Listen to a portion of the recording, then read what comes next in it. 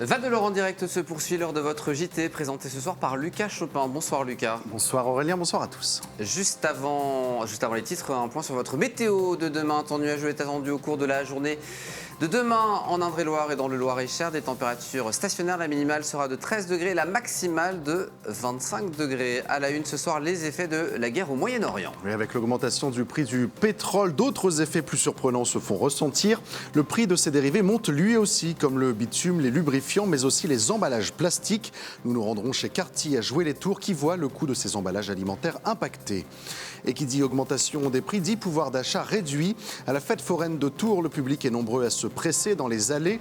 Le budget de chacun, en revanche, lui semble réduit. C'est le sentiment qu'ont les forains. Et puis, la ville de Tours a présenté ce matin ses nouveautés touristiques de l'année. Pour cette nouvelle saison, comme d'habitude, le patrimoine est mis à l'honneur. Promenade à vélo dans les jardins historiques, cinéma en plein air dans un lieu magnifique ou encore conte sur la tour Charlemagne. Les propositions sont variées. Notre premier invité ce soir, maître Antoine Briatz. Bâtonnier de Tours, il détaillera les revendications des avocats contre le projet de réforme de la justice criminelle. Et puis notre séquence On vous répond avec la question du soir, violence conjugale.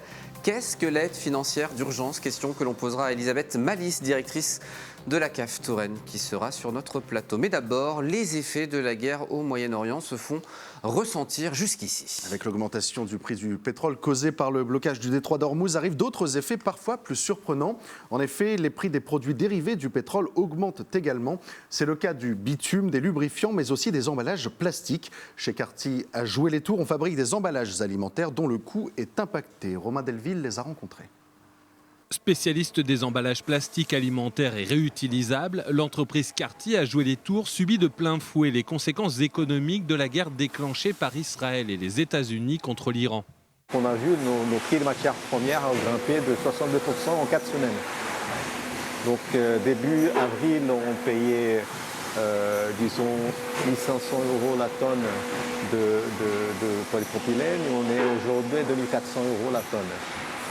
Cette matière première, la voici, le polypropylène, ce plastique dérivé du pétrole. Et le plus inquiétant pour l'entreprise, c'est qu'il vient à manquer. Depuis début avril, le parc de stockage est à moitié vide. Une véritable crainte pour l'emploi des salariés. La disponibilité de la matière première va nous mettre en défaut, pourrait nous mettre en défaut si jamais on se voit face à un manque total de matière première. Et après, une cessation d'activité, une cessation partielle d'activité, parce qu'il n'y en a plus quoi produire, va provoquer forcément un arrêt d'activité. Et ça va nous forcer à faire du chômage partiel. Mais on se bat pour ne pas arriver là. À l'autre bout de la chaîne, ce chef d'entreprise voit lui aussi les prix du plastique s'envoler. La société d'Hervé Champin produit 3000 tonnes de charcuterie par an et il faut bien les emballer dans des barquettes. Un surcoût qui s'ajoute à l'augmentation du prix du transport. Depuis le 1er avril, toutes les commandes qu'on passe, c'est de l'ordre de entre 20 et jusqu'à 50% de hausse sur les matières plastiques, quoi. Et le verre aussi, et les cartons aussi, enfin tous les emballages sont impactés d'une façon énorme. Flambée des prix de polypropylène, donc des matières plastiques, ces entreprises tourangelles sont prises en étau face à leurs clients de la grande distribution. Le pire est à craindre, la pénurie qui menacerait l'emploi. C'est peut-être le train du futur pour les dessertes de nos campagnes. Et ce n'est même pas encore un prototype, on appelle cela un pré-démonstrateur. À Saint-Pierre-des-Corps, ce matin, dans les locaux de l'entreprise Socofer, une navette autonome a été présentée à la presse. Pas de conducteur, ce sont des caméras combinées à de l'intelligence artificielle qui pilotent la rame. Grâce à une coque en fibre de lin, la navette est ultra légère, seulement 19 tonnes, et elle peut donc emprunter les voies déclassées par la SNCF, là où les TER n'ont plus le droit de circuler. En cas d'obstacle sur les voies, l'IA sera mise à contribution pour une réponse plus rapide qu'un être humain. Écoutez. Quand on détecte un élément autour de la voie, on va lui attribuer un score de danger. Plus ce score de danger est important, plus il y a un risque et donc plus on arrêtera la navette rapidement. Ces scores de danger, ils vont de 0 à 4. 3 et 4, on arrête la navette. 1 et 2, on ralentit. Et 0, là, on peut aller à pleine vitesse. En cas d'éléments perturbateurs, un humain va réagir en 1 seconde tout compris, entre le moment où il perçoit, il agit et que la machine s'arrête, d'accord ? Alors que l'éco-train, lui, sera capable de s'arrêter en de l'ordre de 500 millisecondes. Donc 2 fois plus rapide. Lucas, direction la fête foraine de Tours qui vient d'ouvrir ses portes. Et oui, et le moins que l'on puisse dire, c'est que les visiteurs sont au rendez-vous, les allées sont bondées. Pour autant, avec l'augmentation du coût de l'essence et des prix en général, la question du budget est centrale pour les visiteurs. Le prix du panier moyen serait d'ailleurs en baisse. Les détails avec Gabriel Ziard. Il y a celles qui vous font tourner les têtes, celles qui vous font peur, ou encore celles qui vous font toucher les nuages. À la fête foraine de Tours, les attractions attirent, oui, mais les visiteurs sont désormais plus regardants sur leurs dépenses. Il y a un budget, il savait qu'on pouvait faire 4 choses maximum, donc on fait le tour, il choisit et voilà. Donc vous vous êtes limité un petit peu? Ah, complètement. Non, pas de budget plafond, mais juste voilà, une petite enveloppe dans la tête. Après, comme c'est pour les enfants qu'on est là, voilà, on va essayer de ne pas le dépasser, mais voilà. Avec des cours du prix de l'essence qui ne cessent de grimper, le pouvoir d'achat des Tourangeaux est par conséquent plus restreint. La jauge des visiteurs reste toutefois équivalente à celle de l'année dernière. L'affluence, les personnes en général viennent quand même se promener parce que la foire c'est quand même intéressant de venir, de se promener. On peut très bien venir se garer une petite heure, passer un petit tour, faire un tour sur la foire, il n'y a pas de problème, ça reste toujours gratuit. Mais les gens, oui, on ressent quand même qu'ils ont moins envie de dépenser, il y a moins le truc de faire des attractions. Interrogés, les visiteurs confient dépenser en moyenne 20 € pour une après-midi à la fête foraine. Un budget serré et des attractions qui semblent trop chères pour certaines familles. C'est cher quand même, quoi. 5 tours un manège, c'est pas ça va. Elle est petite, elle va pas en faire 50, mais c'est vrai que ça va vite, quoi. En moyenne, chaque année, ce sont 700 000 à 800 000 visiteurs qui sont accueillis à la foire de Tours. Allez, place à notre premier invité de ce journal ce soir, Maître Antoine Briat. Bâtonnier de Tours, il détaille ce soir avec nous les revendications des avocats et ce contre le projet de réforme de la justice criminelle. Bonsoir, Maître Antoine Briat. Bonsoir, merci de m'accueillir. Avec plaisir, soyez le bienvenu sur ce plateau. Ce mouvement de grève national dure depuis presque un mois. Ce midi encore, des avocats de Tours se réunissaient devant le palais de justice. D'abord, comment se traduit ce mouvement de grève à Tours ? Alors, ce qui a été décidé à Tours par une assemblée générale qui s'est tenue il y a un peu plus d'une semaine, c'est de faire grève un jour par semaine, un jour différent par semaine. La semaine dernière, c'était mardi, aujourd'hui, c'est mercredi. Et nous avons une nouvelle assemblée générale mardi à midi pour décider des suites du mouvement. Les avocats français s'insurgent, donc on le disait, contre le projet de réforme de la justice criminelle porté par le garde des Sceaux, Gérald Darmanin. Le texte prévoit notamment l'instauration de la reconnaissance préalable de culpabilité pour certains crimes comme les viols, un plaidé coupable, grossièrement. Une proposition adoptée d'ores et déjà par le Sénat. En quoi cela pourrait représenter un recul des droits des victimes et de la défense ? La loi est mauvaise à tous les égards. Elle est mauvaise pour les accusés, parce qu'elle les place dans une situation où, effectivement, comme le dit le ministre à longueur de plateau, on leur demande leur accord pour participer à cette procédure, mais on leur demande leur accord dans une situation où ils sont en état de faiblesse. Généralement, ils ont subi une instruction qui a duré plusieurs années. Généralement aussi, ils sont incarcérés. Et en dernier lieu, ils sont inquiets sur leur avenir. Et on leur dit, écoutez, je vous propose 25 ans, signez là, sinon on va devant la cour d'assises, ce sera peut-être plus, ce sera peut-être moins. Et dans ces circonstances, évidemment que le consentement de l'accusé ne peut pas être complètement libre et éclairé. En plus, ça fait porter une responsabilité considérable sur les avocats, puisqu'on doit, nous, conseiller notre client et lui dire il vaut mieux accepter 25 que de risquer 30 ou perpétuité. Mais on ne sait pas, en fait, ce que donnent les débats devant la cour d'assises. Et notre expérience d'avocat nous montre que devant la cour d'assises, les débats peuvent faire basculer une décision. Il est également mauvais pour les victimes. Parce que, en réalité, on nous dit, mais ça nécessite l'accord de la victime. C'est faux. En réalité, on ne demande pas à la victime son consentement. On lui dit, si vous ne vous opposez pas, dans un certain délai, vous serez présumé avoir accepté. Je ne fais pas de parallèle oiseux, mais si on s'intéresse au consentement des victimes de violences sexuelles, le consentement, il doit être express. Ici, on ne lui demande pas le consentement. On lui dit, si vous ne protestez pas, ce sera bon. Et si la procédure se déroule selon cette procédure de plaidé coupable, la victime n'a quasiment plus la parole. Et en tout cas, elle n'entend pas la parole de l'accusé. Et éventuellement, elle ne peut pas comprendre dans quelles circonstances le geste préjudiciable qu'elle a subi lui a été commis. On est loin de la justice restaurative, si je dois comprendre. On est très, très, très, très loin de la justice restaurative. C'est même tout l'inverse. Et puis la loi, elle est mauvaise aussi pour d'autres raisons. Elle est mauvaise parce que elle tend à supprimer un des derniers, sinon le dernier espace de démocratie directe qui existe dans notre pays, où les citoyens participent à l'exercice du pouvoir de l'autorité judiciaire. C'est le seul endroit où les jurés populaires, les citoyens, participent à la décision des représentants des institutions étatiques. Et elle est enfin mauvaise parce qu'elle est inutile. C'est une mesure qui nous est présentée comme de nature à répondre à la difficulté née des délais de jugement, des crimes principalement. Mais 4 à 6 ans en général. Voilà, alors 4 à 6 ans, tout dépend si on inclut l'instruction ou si on n'inclut pas. Mais c'est vrai qu'il y a des cours d'assises où, après que l'instruction soit close, que l'ordonnance de mise en accusation soit rendue, il peut s'écouler plusieurs années avant que l'accusé ne soit jugé.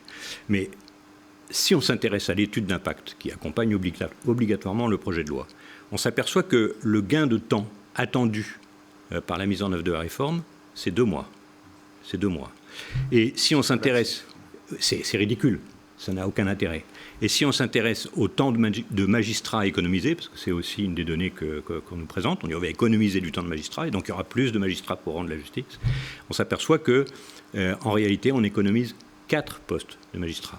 Autrement dit, on emploie un marteau pour tuer une mouche, ce qui est ridicule. Indépendamment du fait que, depuis 40 ans que j'exerce ce métier, malheureusement, j'ai connu X réformes qui nous ont toutes été présentées comme devant raccourcir les délais judiciaires et qu'en réalité les délais ils ne cessent de s'allonger. Donc c'est pas ça le problème. Récemment, d'ailleurs, l'instauration de la cour criminelle, mais qui, une fois encore, ramène à ce que vous évoquiez, moins de citoyens investis dans la justice. La cour criminelle départementale, c'est déjà pas de citoyens investis dans la justice. En tout cas dans cette justice-là. Et ça, moi je trouve que c'est très préjudiciable, parce que effectivement la justice n'a pas très bonne presse dans l'esprit de nos citoyens, sauf pour ceux qui ont participé à un jury d'assises et qui s'aperçoivent du travail qui a été fourni, des questions qui se posent, des enjeux aussi. Et donc on éloigne un peu le citoyen de la justice du citoyen, tout ça c'est très mauvais. Merci Maître Antoine Briat. Cette prochaine réunion, vous nous avez dit mardi prochain. Mardi prochain. Si, voilà. On continue ce mouvement de grève. Alors de toute façon, on continuera un mouvement. Ce ne sera peut-être pas un mouvement de grève, ce ne sera peut-être pas le même, mais on continuera un mouvement jusqu'à ce que le texte soit présenté à l'Assemblée nationale, c'est-à-dire jusqu'à la mi-juin environ. Et nous espérons pouvoir infléchir un peu le texte. Nos instances nationales ont reçu mandat d'aller discuter avec le ministre, l'objectif premier étant le retrait du texte, mais si ce retrait n'est pas possible, pour essayer d'infléchir, de modifier le texte, le rendant plus acceptable. Enfin, merci, nous l'espérons. Maître Briat, bâtonnier de Tours, et on suivra la suite de cette mobilisation avec attention. Merci beaucoup d'être venu nous voir. Allez, sans transition, on va parler tourisme à présent. Et oui, la ville de Tours a détaillé aujourd'hui le programme de sa saison touristique 2026. Jusqu'au mois de septembre, le patrimoine est mis à l'honneur avec les rendez-vous patrimoine. Mais oui, c'est dans le nom.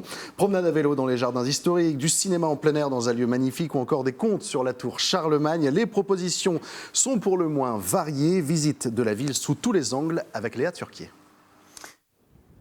Une ville, on peut la visiter de différentes manières, en se baladant dans les rues, traditionnellement, en prenant de la hauteur pour un peu de changement, mais aussi avec à la main un carnet de dessin. C'est la nouveauté que propose la ville de Tours cette année, découvrir ou redécouvrir le quartier des Rives du Cher en compagnie d'un illustrateur ou d'une illustratrice.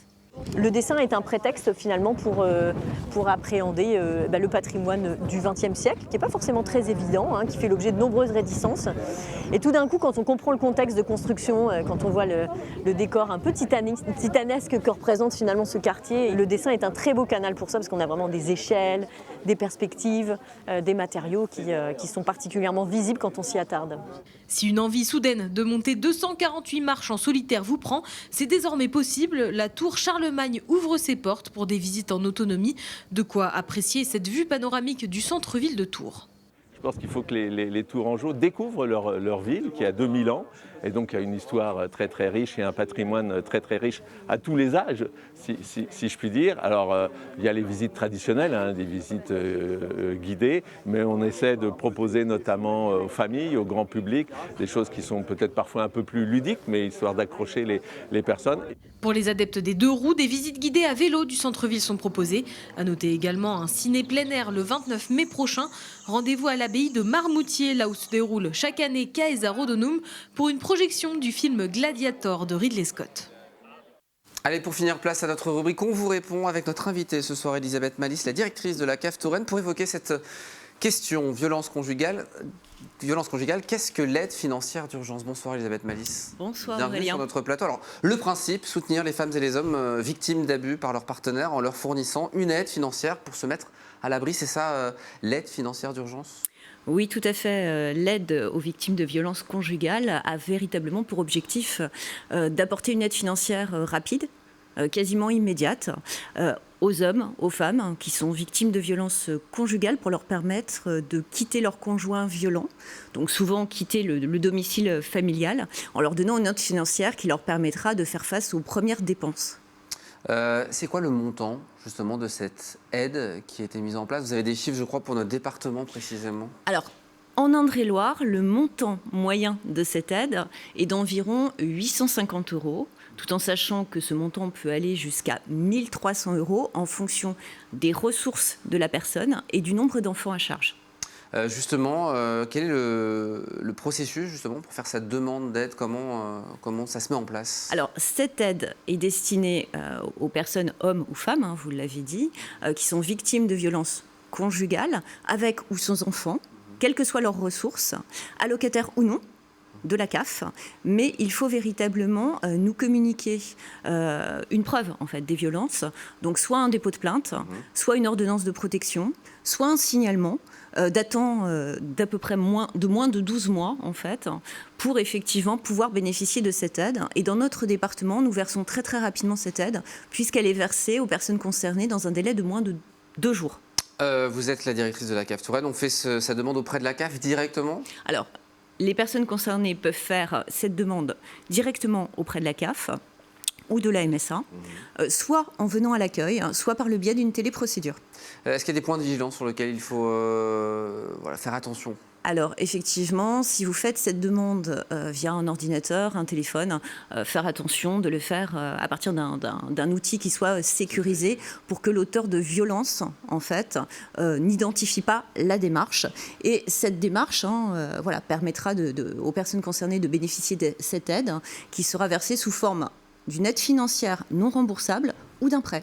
On rappelle, le versement est très rapide, vous le disiez, 3 à 5 jours après la réception de la demande, donc c'est vraiment quasi immédiat. Et moins de 2 jours en Indre-et-Loire. Ouais. Pour finir, évidemment, il y a cette aide financière d'urgence qui existe, mais aussi des dispositifs d'urgence. Si vous êtes confronté à des violences intrafamiliales, c'est important de le rappeler en conclusion de ce rendez-vous, Elisabeth. Oui, tout à fait. Donc, n'hésitez pas. Le 17, bien évidemment, si vous êtes confronté à une situation de violence, on va dire conjugale ou de violence intrafamiliale, d'ailleurs. Également le 114. Et si vous ne pouvez pas parler, dans ces cas-là, faites un SMS. Le 115 pour une mise à l'abri immédiate ou le 3919 qui permet effectivement une écoute 24 heures sur 24, 7 jours sur 7. Merci beaucoup Elisabeth Malice. Et puis évidemment, si vous voulez des questions sur cette aide financière d'urgence, caf.fr, c'est très précis et très bien expliqué sur le site. Merci beaucoup. Merci. Elisabeth Malice, directrice de la CAF Touraine, d'être venue sur notre plateau. C'est la fin de ce journal. Merci beaucoup. Merci Aurélien. Demain après-demain, il y aura des journaux évidemment. Moi, je vous donne rendez-vous samedi. Ah, on vous retrouve samedi, donc je suis tout seul demain. Ouais, tout seul, 15h, 17h évidemment pour notre émission spéciale 20 ans, retour vers le futur avec Émilie Tardif, une grande émission. Soyez au rendez-vous, soit à la foire de Tours évidemment ou devant votre poste. Très bonne soirée à vous.